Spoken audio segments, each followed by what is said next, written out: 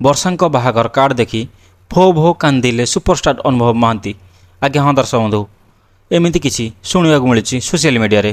ତେବେ ବର୍ଷାଙ୍କ କାର୍ଡ଼ ଦେଖି ଅନୁଭବ କାହିଁକି କାନ୍ଦିଲେ ଆସନ୍ତୁ ଜାଣିବା ଏହି ଭିଡ଼ିଓରେ। ଆପଣମାନେ ବେଶ ଭଲ ଭାବରେ ଜାଣିଥିବେ ଯେ ଲୋକପ୍ରିୟ ଅଭିନେତ୍ରୀ ବର୍ଷା ପ୍ରିୟଦର୍ଶିନୀ ପ୍ରଥମେ ଅନୁଭବଙ୍କୁ ବିବାହ କରିଥିଲେ। ପରେ ତାଙ୍କ ପାରିବାରିକ କଳହ ଯୋଗୁଁ ଦୁଇଜଣଙ୍କର ଡିଭୋର୍ସ ହୋଇଥିଲା ଓ ନିକଟ ଅତୀତରେ ଅନୁଭବ ମହାନ୍ତି ଜାଗୃତି ଶୁକ୍ଲାଙ୍କୁ ବିବାହ କରିଥିଲେ। ଜାଗୃତି ଶୁକ୍ଲା ଯିଏକି ଅନୁଭବଙ୍କ ଘନିଷ୍ଠ ବନ୍ଧୁ ଥିଲେ, ହେଲେ ଏବେ ଅନୁଭବଙ୍କ ପତ୍ନୀ ହୋଇଛନ୍ତି। ଶୁଣିବାକୁ ମିଳୁଛି କି ଅନୁଭବ ଜାଗୃତି ଶୁକ୍ଲାଙ୍କୁ ବିବାହ କରିବା ପରେ ଭାଙ୍ଗି ପଡ଼ିଛନ୍ତି ବର୍ଷା ପ୍ରିୟଦର୍ଶିନୀ। ହେଲେ ସବୁ ଦୁଃଖକୁ ଭୁଲି ଶେଷରେ ଘର ଲୋକଙ୍କ କଥାରେ ଦ୍ୱିତୀୟ ବିବାହ କରିବେ ବୋଲି ରାଜି ହୋଇଛନ୍ତି ବର୍ଷା।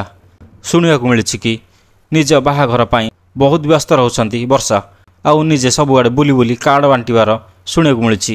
ଆଉ ସେ ନିଜେ ଅନୁଭବଙ୍କ ପାଖକୁ ମଧ୍ୟ ନିଜ ବାହାଘର କାର୍ଡ଼ ନେଇ ପହଞ୍ଚିଛନ୍ତି। ଆଉ ସେଠାରେ ବର୍ଷାଙ୍କର ବାହାଘର କାର୍ଡ଼ ଦେଖି ଅନୁଭବ ଭୋ ଭୋ ହୋଇ କାନ୍ଦୁଛନ୍ତି ବୋଲି ଶୁଣିବାକୁ ମିଳୁଛି।